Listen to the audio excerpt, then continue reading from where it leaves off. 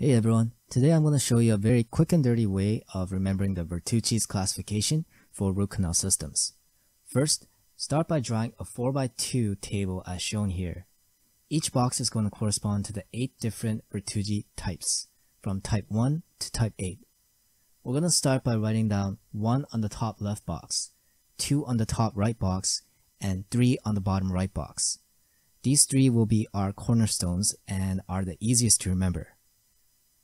Type 1 corresponds to a single canal running from apex to the pulp chamber. Type 4 is simply 2 canals running separately from the apex to the pulp chamber. And type 8, as you might have guessed, is 3 canals leaving the apex running independently towards the pulp chamber. So far not too bad. We already got 3 out of the 8.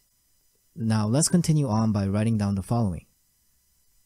1-2 from top to bottom and 1-1 from top to bottom.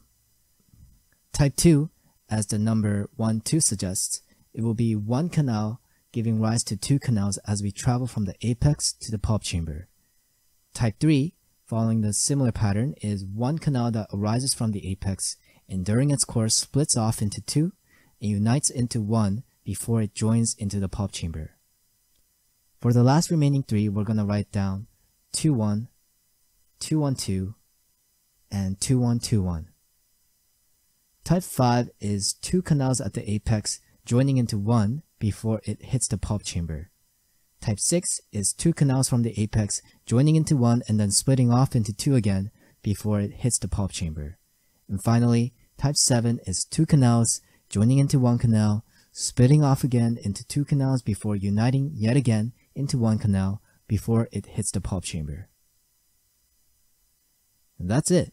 So just to recap, start by writing down the 4x2 table first, fill it with your 3 cornerstones, the 1, 2, and the 3, and then start by filling in 1-2, 1-2-1, 2-1, 2-1-2, 2-1-2-1.